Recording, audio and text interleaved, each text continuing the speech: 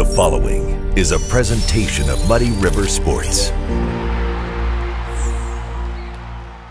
Are you ready? Hey, think you can tell us what to do? Bow to the masters. It's time to break it down once again. This is the Muddy River Breakdown with Shuck Daddy and D.O.B. I'm Muddy River Sports editor Matt Shuckman with my trusty sidekick, Mr. BBB, Don O'Brien. Wearing the colors today. I kind of look like a Staples employee. You kind of do. I got the red for those of you. Or a Chick-Fil-A employee. Yes, Chick-Fil-A also with the khakis and the red. You got the red pullover on today. My pleasure. Well, it's my pleasure to be hanging with you. No, my pleasure. Yes. Whenever I go to Chick-fil-A, I make it a goal of trying to get at least 4 of my pleasures out of them. 4, okay. Yes. And usually I can do it. You usually get 2. Well, it depends if you go inside or go through the drive-thru. Oh yeah, you get a my pleasure, at least 1 when you order, and then at least 1 when they hand you your food. The trick is to say thank you a lot, and then they have to. I think that's the my pleasure trigger. Okay. I think that's a Pavlovian signal. Okay, so before we get getting to my pleasure, before we get started talking sports, since we've already gone down this road, where does Chick-fil-A rank in your? If you're on the road and you got to stop and get a meal, and I'm not saying stop and sit down and have a meal, you're grabbing a sandwich on your way to a game or after a game or something like that. Where does Chick-fil-A rank in your? Okay, so it depends if I'm by myself or if I'm with someone. Because if I'm with the Prodigy, we're going to Chick-fil-A. Okay, that's his number 1. When we went up to Molina a couple weeks ago to watch the Blue Devils, I wanted to go somewhere local. Yeah. I probably would have went to Arthur's Deli.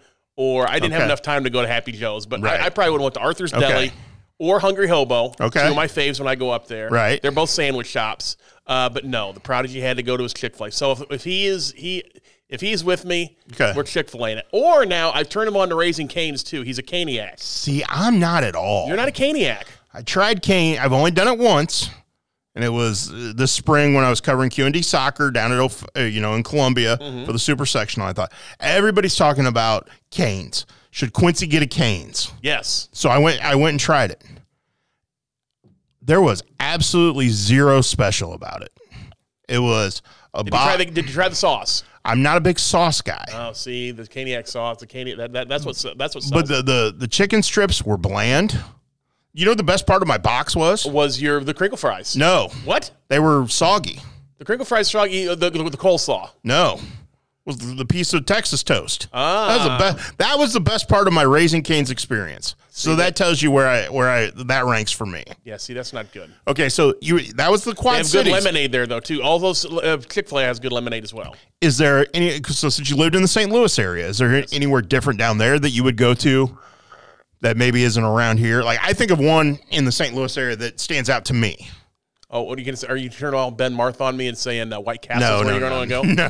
No. There's so many options other than White Castle. So now, I don't have a problem with White Castle. I would put Chick-fil-A in my top couple, my top 3. Okay. It's Mount Rushmore because the rule of the road is you have to eat somewhere where you can't eat at home. Ding, ding, ding, ding, ding. If I'm telling you what, if you're going to wherever and have a McDonald's, you're not doing it right. Exactly. I mean, unless you just have no other option and you're on the road and you're just trying to get somewhere quick. There's no reason for you to go to, and again, nothing against McDonald's or Hardee's or any of those places. But you got to try to get something you cannot get in Quincy. So where's your other St. Louis spot? Lion's Choice. Okay, so that's a good one. I have not had a lot of Lion's Choice. When I moved down to St. Louis and lived there for a couple of years, in our little town of Troy, we had a Jack in the Box. Oh, okay. So we were hype on Jack in the Box. Yep. This could be great. We've never had a Jack in the Box. Trash in a box. Yeah. I mean, of course, I'm probably going to get sued for saying that, or some snowflake's going to melt because I said that. It's not very good. It's terrible. Yeah. It's terrible, in the words of Charles Barkley. Jack in the Box is bad. Don't ever go. If you've never had Jack in the Box, you're not missing anything. The commercials are goofy with the big guy with the big Jack in the Box head. Yeah. Don't go.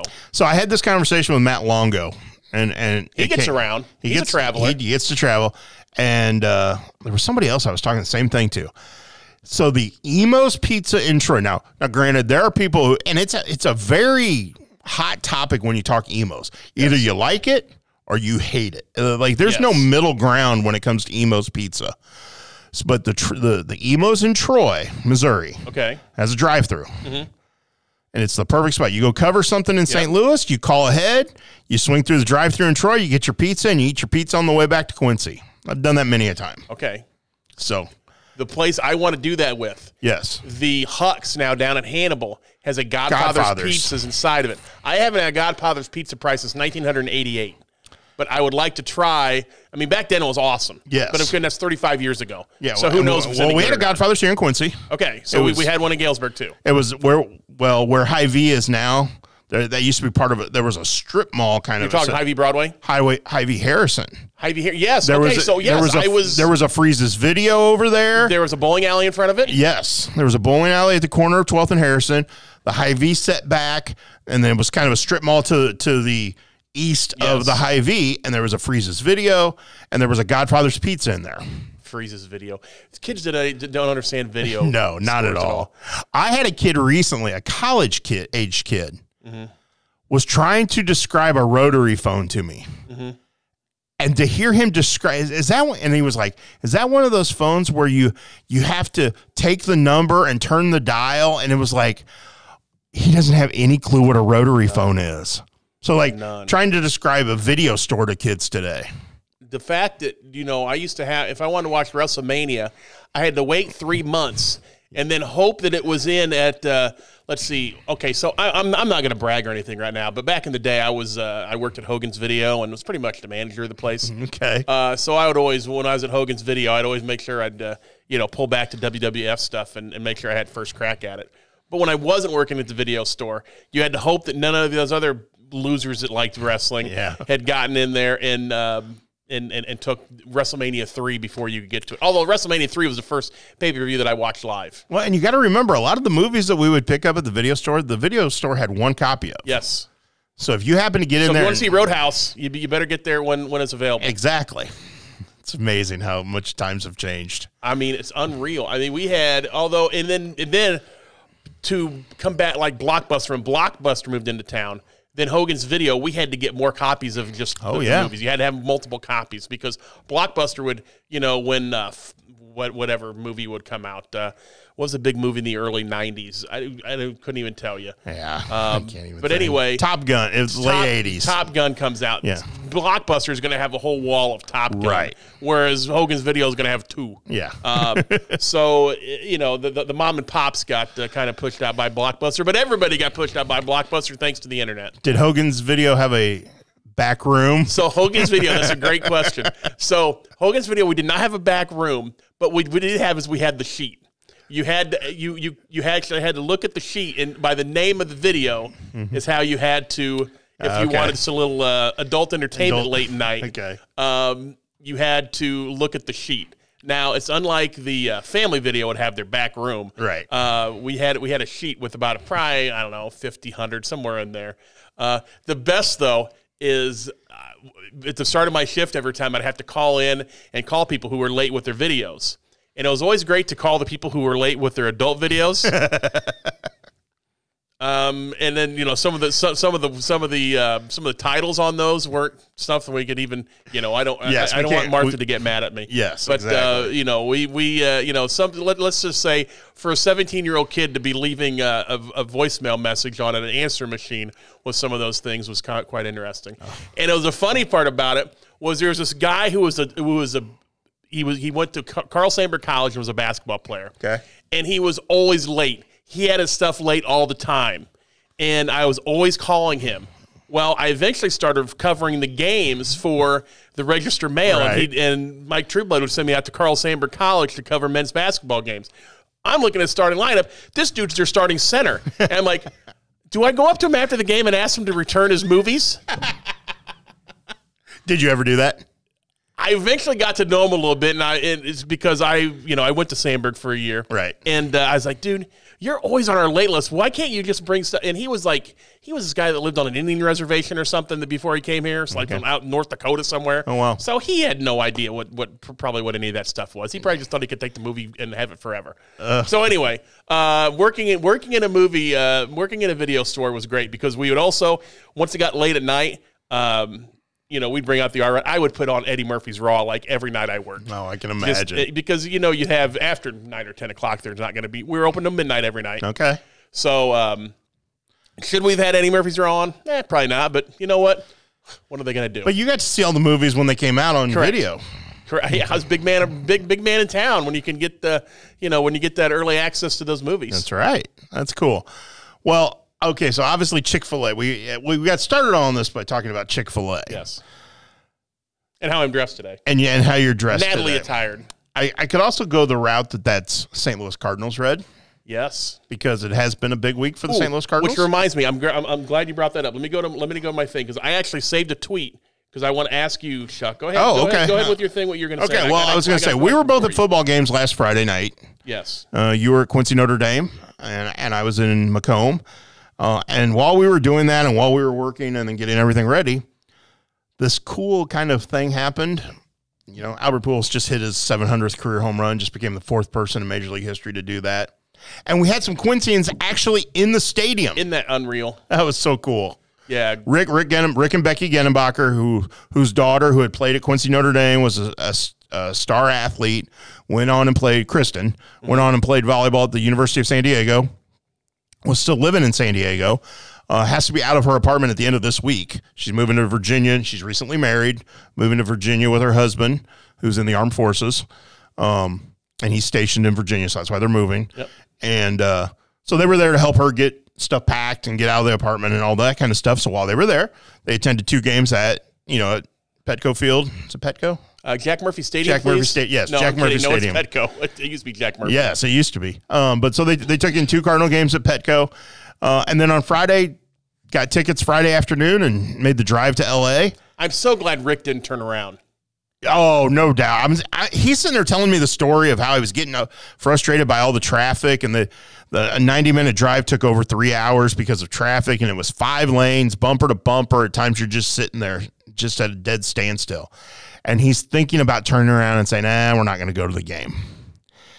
And Kristen and Becky, and Kristen especially, was like, no, just keep going. We'll get there. And so he finally did. He finally said, okay, fine, we'll get there. And then the funny part is, so they had a pregame ceremony. They gave Albert and Yachty golf bags. Mm-hmm. And so they missed that because they were coming in the stadium. And as Rick said, he had to go to the bathroom before he sat down. Mm-hmm. But then they had, man, their seats were fantastic. Too bad he's not a left-handed hitter. They might have walked out with 700. He said online at StubHub and, the different ticket brokers that they were looking at that day, everything in left field was 200 or more. So they got seats in right field, and I think Lars Nootbaar hit a home run and said it just went right over their heads.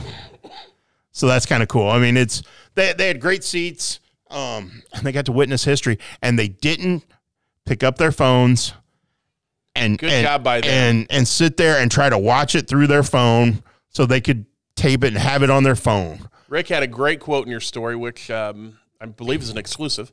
The fact that he said, look, I'm going to see that thing 1,000,000 times on Twitter and replays and everything else. I want to see it. I want to live it. Yes, I want to live it. And they did live it. They did. And good for them. I do. And we talked a little bit before we went on air. I'm bummed that they don't have a ticket stub. No doubt. Of course, that's you talked about the rotary phone earlier. Yeah. No one has rotary phone. Nobody has ticket stubs anymore. I have not.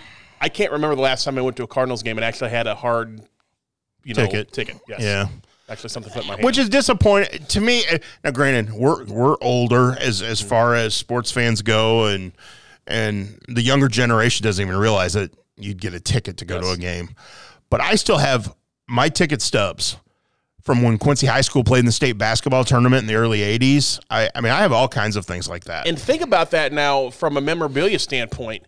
Even, when you, let's say, okay, I went to a Pearl Jam concert back at Soldier Field in 94, 95, whenever that was, 95. There was only 50,000 of those. Yeah. For when Hank Aaron hit number 715, there are only 37,000 of those tickets available. Right. So, that's why I said, that, if you had actually a hard ticket, there are a limited number of those. And, from a memorabilia standpoint, if you're a geek like I am about that, that's kind of interesting to think about that. Well, yeah, because, I mean, and Rick shared it with me, his online ticket off his phone. Yeah. It could be easily duplicated. Correct. Where if you're sitting there with the ripped ticket stub and it sits there, has the date on it and the game and all that, nobody can replicate that. Okay, here's my question for you now. Yes, sir. So a guy who I follow on Twitter, big Cardinal fan, some dude named Quinn at Quinn STL Cards. His quote or his tweet yesterday was, "Each game I'm starting to think more and more that Pujols should get a musial-sized statue outside of Busch in a few years." No. Because he left. Because he left. Had he stayed his entire career with the Cardinals, he would be as revered as Stan the Man. Yes. There is still people out there who criticize him for leaving.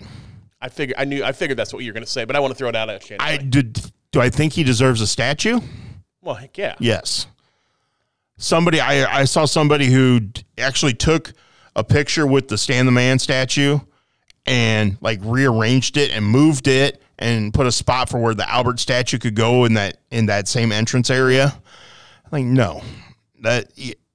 No. You meet me at Stan. You don't meet at Stan and Albert. Right. And even when you could have things gone differently. And he'll go in the Hall of Fame with a Cardinal cap. Yes. We know that. You know, he's ours. Yes. But the fact that he left for that extended period and ended up playing for 3 different teams in his career, I don't think he gets the same kind of statue. Okay, so riddle me this then. Should there be different? Should Gibby have a bigger statue? Should Ozzy have? I mean, and again, I guess you're trying to treat everybody on the same level outside of Stan, right? For obvious reasons, but because everybody, Stan Musial, or excuse me, Gibby's statue is as big as Ozzy's, as big as whoever else is. Bruce should have a statue out there now. No, I don't think so. He's a Hall of Famer though, right? Yeah, I don't know. I don't know, honestly. But anyway, all the other guys who have statues at Hornsby, those guys, yes, they're all the same size. Yes. So I don't know if there should be to me that's where Albert goes, out there with the other guys. Yes. And again, Yachty and Albert and Yachty probably both deserve statues among that group. They will, and they will. Well, and so those are for Hall of Famers only, right? Yeah. So when they get in, yes. And I know there's debate over whether Yachty should be a Hall of Famer. He's going to get in. I mean, he's the best defensive catcher of his generation. Yes. There's some who think he might be one of the best defensive catchers ever. Yes, he did enough offensively. Yes. Did he come up? He came up huge in some spots in the playoffs. No doubt. So those are just bitter Cub fans that are mad that he didn't play for them. I don't think Albert deserves the same size statue as Stan. It's fine. I just had to throw it out there. What do you think? I agree with you. I just thought it was an interesting question that guy posed. He got a ton of feedback on it. And how did the feedback? I mean, a lot of people were like, no, he doesn't deserve that. So as we're sitting here, I think most people Tuesday afternoon, he's gotten 1,200 or 1,100 likes on it. Yeah, and 81 comments, and this guy has 6,000 followers. So it's not like he's got 1.5 million followers or anything. He's a decent sized Twitter account. Yeah. So I mean, I would sit there and say that I think most people would agree. Give him a statue, just not the same size as Stan the Man. And you know what? I'm okay. I have no problem at all. Another guy that I went back and forth with on Twitter the other day about this one guy's like, oh, all these Cardinal fans are kissing his butt now because he came back. Those are the same people that hated him. I'm like, look, I've enjoyed everything about Albert. Am I disappointed that he left? Sure. But did I kill him for it? No. Because he went with the money. He went for the better deal. St. Louis got the best 11 years, and maybe even the best 12th year out of him. Because of this year. Yes. Of his career. The fact that he went to Los Angeles stunk because we never got to see him play. Like we never get to see Ohtani play. We never get to see Trout play because I'm just not staying up that late. No. Think of the number of times we would have watched Kershaw pitch. Yeah. If he pitched for anybody else. Yeah. No, yeah. So is there some Midwest or East Coast bias here? Probably so, but I'm not staying up for the 9:05 start for the Padres and Dodgers, or excuse me, the Angels and Mariners, if you will. Just not going to do it. So, I have no problem with it. I loved that they went and got him. Yeah. I'm glad it's worked out. Are they going to win the World Series? Probably not. I don't think they have enough pitching. I don't think so. Their offense has been awful lately. But I just think it's been wonderful to have Albert back in that one last run with him and Yachty and Waino. I don't know how closely. I mean, I know you're a social media guy, so you're on there quite a bit. Have you seen the little video snippets the Cardinals have done the last inning? I've only seen the first of the last innings, but yes, I need to see the rest of them. You do. They are phenomenal. Yeah. They have Wainwright voice them. John Goodman voices one. I mean, they're just so well done. It's amazing how well done they are. Yeah, that's good stuff. So, yeah, well, we'll talk more Cardinals next week when we're closer to the postseason. Yes. But we are going to have some October baseball to talk about. Another Red October. Can't wait. Love it. It'll be exciting. Okay, question now for you. Okay. Switch gears. Yes, go for it. Back at the high school. Yes, People like to that's hear where I was going. That's where I was going next. So okay, so we're basically past the halfway point. Yes. So my question to you is, we didn't predict these going into the season. Okay. We talked about it a little bit, but now that we're at halfway point, we've got something. We've got we've seen what these teams have done. We know what's ahead of them. I'll start with Quincy Notre Dame first. Okay. They're 3-2. They have 4 games in front of them. Correct. A couple toughies in the next couple weeks. Yep. They need to get to that magic number of 5. Do they get to that magic number of 5 to be playoff eligible? And I would assume that they're going to have enough playoff points. I would assume so too. Because they play a lot of tough. And I will say this. Yes, they will get to 5. They will not get to 6 in the regular season. Okay. I think they end up 5-4. So I agree with you. I think it's all going to come down to week 9. Yep. I think they need to go to John Burroughs. They're going to Muhammad Seymour this week, which is ranked number 3 in Class 5A. Sorry.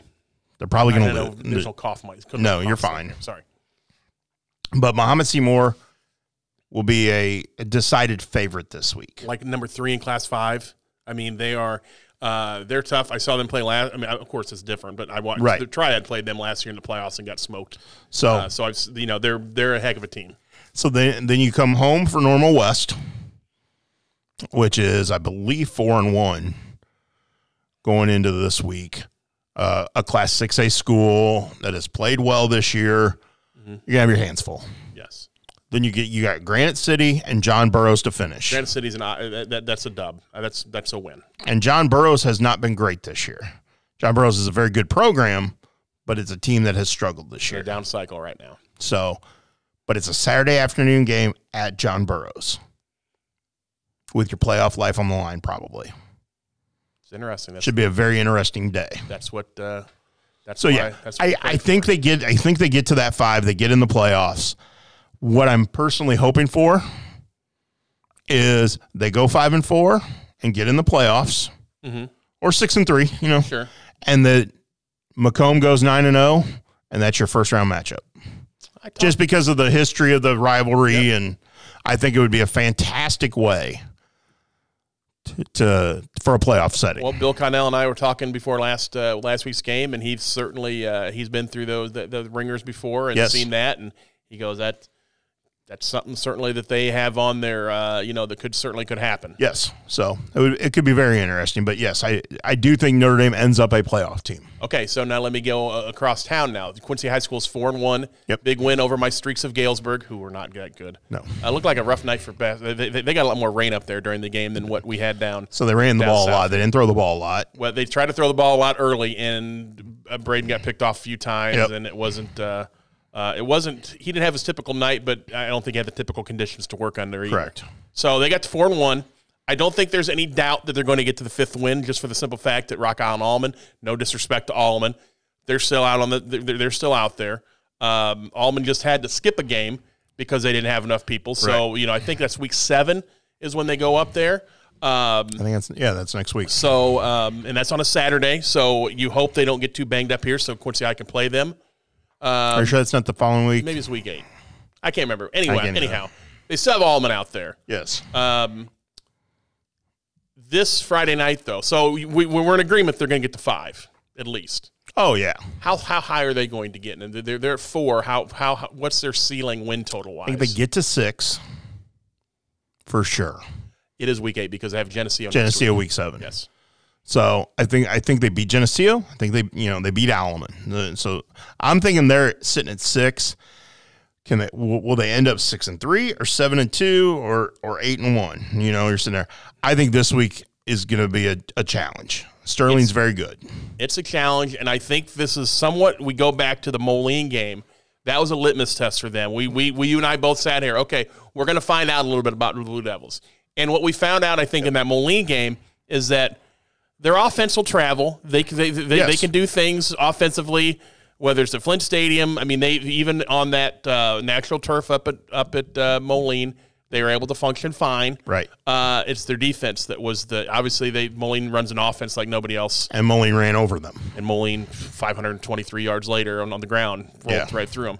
Now, Sterling is probably a little bit more, and again, I don't know much about them. A little more balanced. Yes. And they have a couple quarterbacks they rotate in and out. Yes. So I think this is more a game more Quincy speed, and they have it at home. They don't have to make the 4.5-hour trip. I'm kidding, by the way. It's like 3+. Yeah. 3:15. They don't have to get on a bus on Friday. Correct. So the fatigue, any travel fatigue, will be with Sterling. So I think this is a big game for them as far as, hey, how good are we? If they win this week, I think they go 8-1. They beat Rock Island at home. I think they beat Rock Island at home in the finale.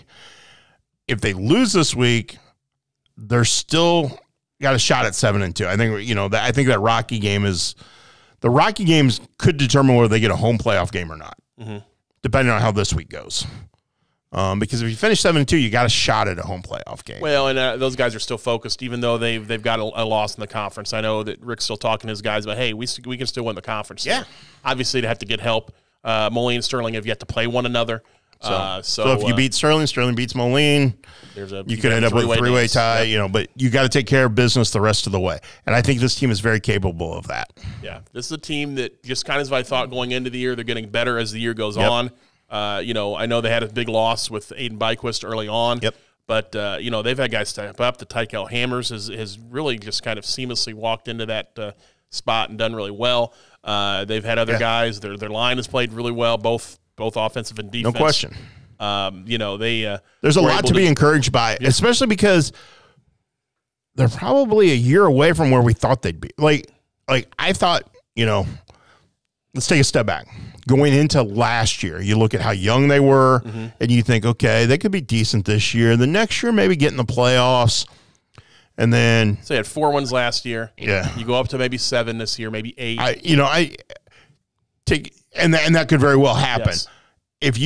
If you take this conversation back to the start of the 2021 season, when Braden Little is a freshman, you got sophomores like Byquist in the starting lineup. You got, Gregory Quince doing things. Okay.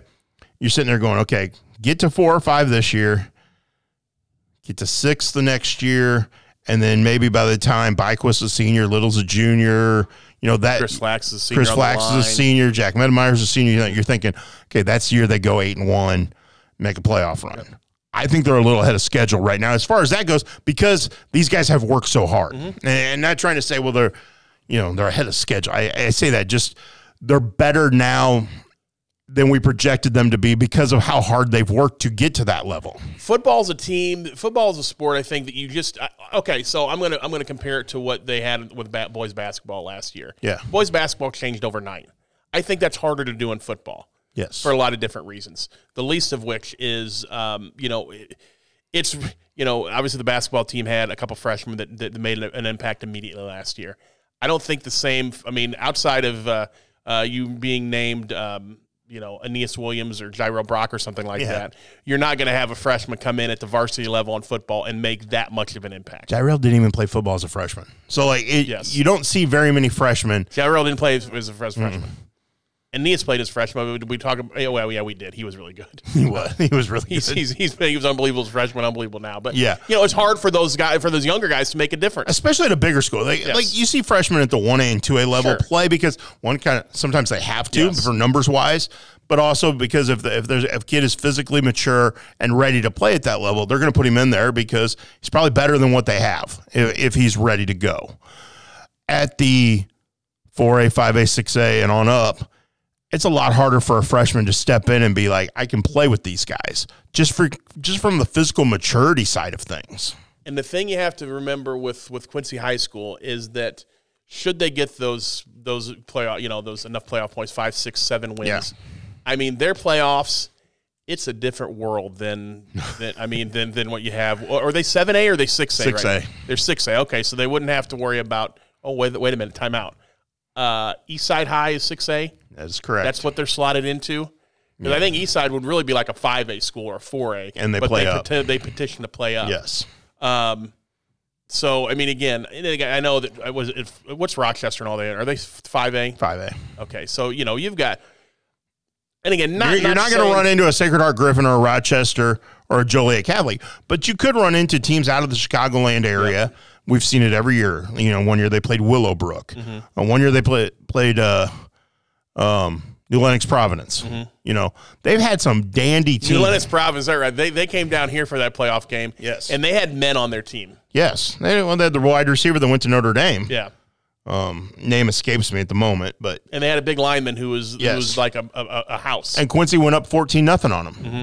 And I believe lost 44-14. Yeah, well, or something like that. But I mean, they were. It's a different level when you get deeper into the playoffs at that big school level. Yeah.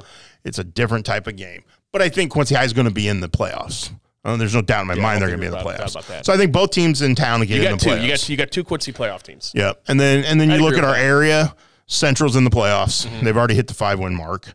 Macomb's in the playoffs. They've already hit the 5-win mark. Both are 5-0. Brown County will get in the playoffs. Unity Payson's got a shot to get in the playoffs, and I believe Illini West sitting at 2-3 is going to have to make something happen to get in the playoffs. But that's a pretty good group from our coverage area that's going to be playoff bound. So you're going to have a busy November. Yes. And then on the other side of the river, obviously Hannibal's pretty salty. Monroe City might be good enough to win a state title in Class 1. So, yeah, I mean, and then we haven't even discussed how good some of the soccer teams are, some of the volleyball, man. There are some really talented teams in this area. So I watch the highlights every night, and I'd be scared to play against some of these young ladies. How hard they hit it? Holy smokes. Yeah, I mean, it's serious business. Okay, so the Stevens girl from Amanda hits the ball 145 miles per hour. From Southeastern. Yes. You've got another Quincy Notre Dame's had 2 or 3 people that hit the ball like 300 miles per hour. Yes. Was there? If you got on the floor against one of those, you would end up getting tattooed. I'd be like the girl that got the ball hit off her head. Yeah. Was it one of the Notre Dame girls actually did a facial to a girl and it literally knocked off her noggin? You would. I don't know what brand of ball they use, but you would have Spalding or whatever. Molten, Mizuno, whatever it is, across your forehead. But yeah, I think you'll be making a return trip to. And you might even have that with Emma Hoyne's serve.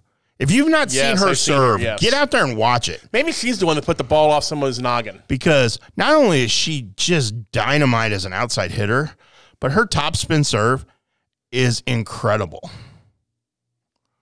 I mean, there's nights I've sat there and watched, and the other team's like, there's nothing we can do. I'd be scared. Yes, I would.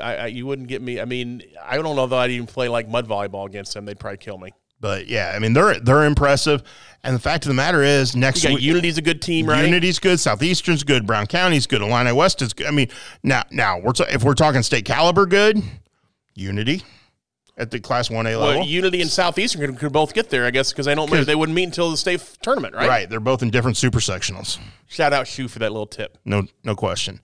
But then you got Notre Dame and Macomb. Macomb's undefeated, I believe. Really? Still, and they play Notre Dame next week in town. That'll be a big one. Yes, it will. What about the 2 soccer teams in town? What are their chances? It's interesting. Notre Dame being a Class 1A school, they've had some ups and downs this year, but they're ultra talented. Mm-hmm. And they've got, the leading scorer in school history on their team in Tanner Anderson. So the fact that they got a guy that talented who's going to SLU to play soccer, the fact that they have that on their team, at the 1A level makes them dangerous. Mm-hmm. I still think they have some question marks defensively at times that they need to shore up, but they're a team that's capable of making a run. I don't think you'll see Quincy High. I think Quincy High might be able to challenge for a regional. I don't think you'll see them challenge for a state tournament berth. All right. And no, obviously no big soccer announcement from you this weekend. Are you going to wait? I know people were expecting it. I've had some messages. We're going to make it wait. I want to get Tyler Tomlinson in here with us. Well, hey, I saw him at Oktoberfest on Saturday night and broke it down with him, and he wouldn't budge. So he would not budge and tell me. He has to be. Maybe he and I need to do a video to go with this to make the announcement. Because I know he's very busy with school. You're the biggest free agent on the market when it comes to the English Premier Soccer League. But I have my team now. I have to start investing in my team. So what I've been doing now, I'm so into it. I've been reading the Daily Mail. Have you really? Yes. And I've been reading stuff about Tottenham in the Daily Mail. You're all in. I'm all in. And we're playing all these friendlies right now, and I don't want any of my guys to get hurt during these friendlies. Very glad to see Hugo Lloris, our keeper, decided not to play with his national team. They're in the international period. Good for him. We need to keep him. We need to keep him healthy for club play. Who cares about country? We need him for the club. You talking EPL just makes me giggle. For club and country, baby. For club and country. Just makes me giggle. I wish Jack McKenzie was around here. He'd be so proud of me. The conversations the two of you would have over this. Your head would be spinning. Yes, because he's everybody in town who likes soccer has forgotten more about soccer than I'll ever know. Yeah. But him especially, God, he so loved the game. So passionate about the game. Loved the Premier League, and I'm sure he liked the other ones too. But I think he was an English soccer guy. Yes. Not to say anything against La Liga or any of those other ones, but he'd watch anything. But if I remember correctly, wasn't he the one that said Costa Rica was our nemesis? Costa Rica is our nemesis. He was getting ready. He went to Kansas City one day. Yes. Yeah, to watch a friendly between the national teams. Yes. Yeah, what a guy. I mean, there's a reason why his name's on a field up at North Campus. It was kind of fun being at North Campus. So the press box. Yes. The three people who donated to help that field, and we're all three sitting there on Sunday. Paul Brown, Linda Moore, Jim Mentesti. And it was really cool just to sit there. And do they have a new press box up there? Or is it still the same old shack? No, it was updated a few years ago. Okay.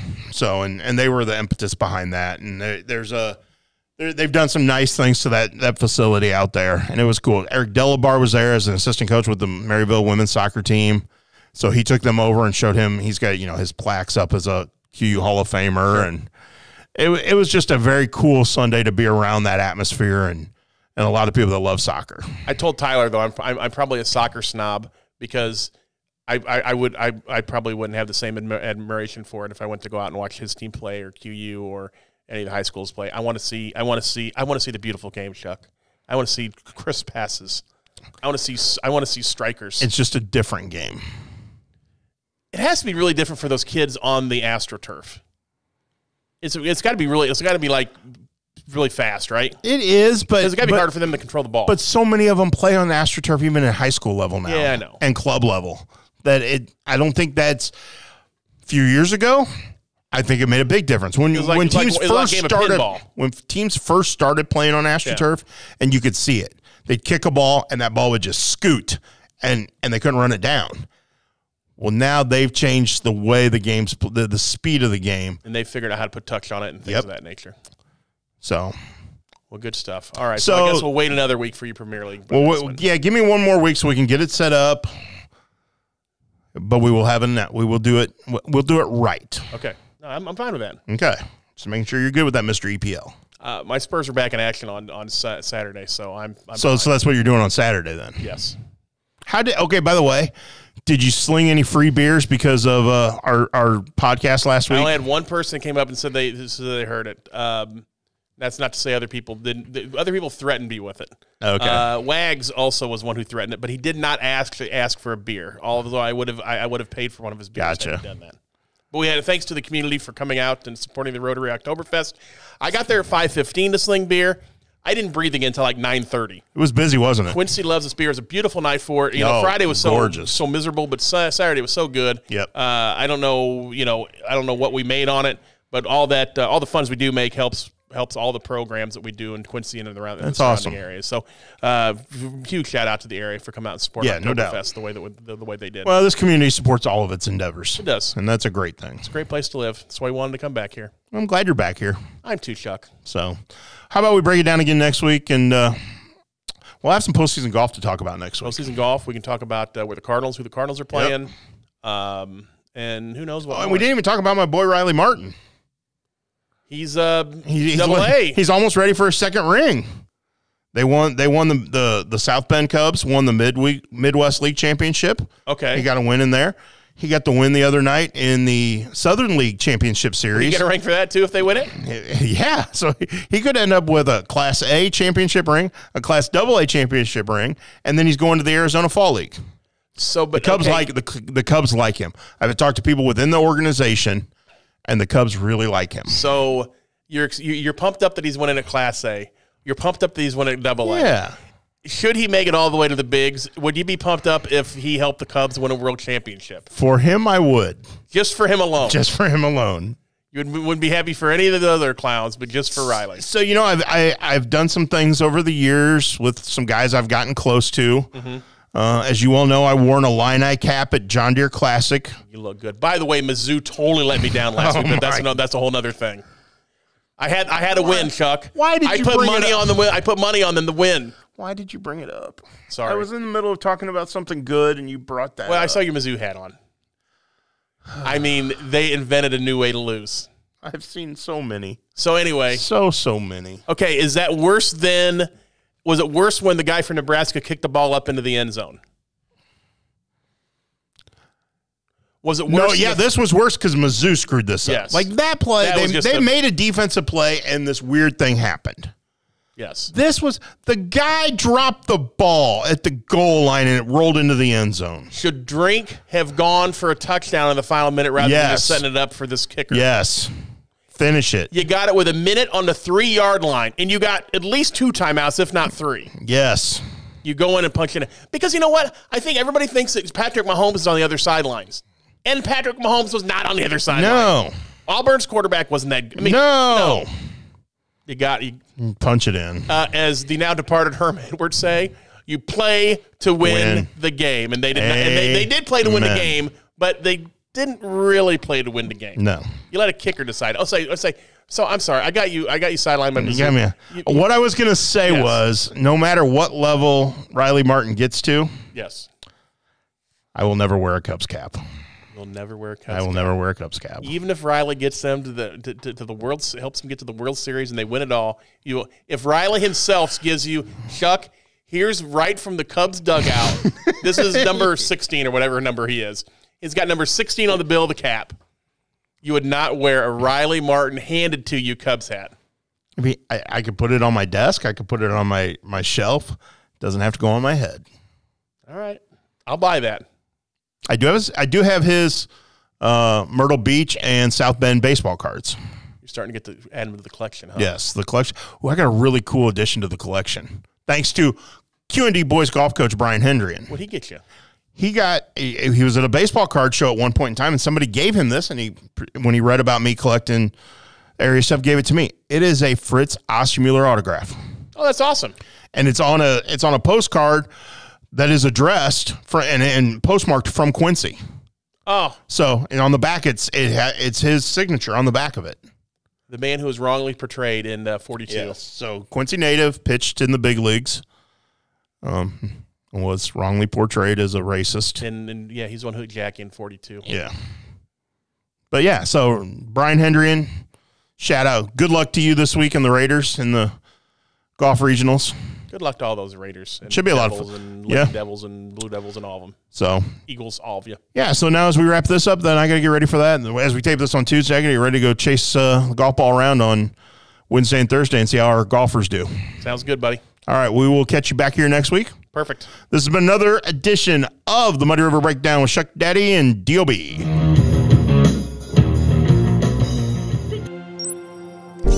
Muddy River Sports. Our home, our sports.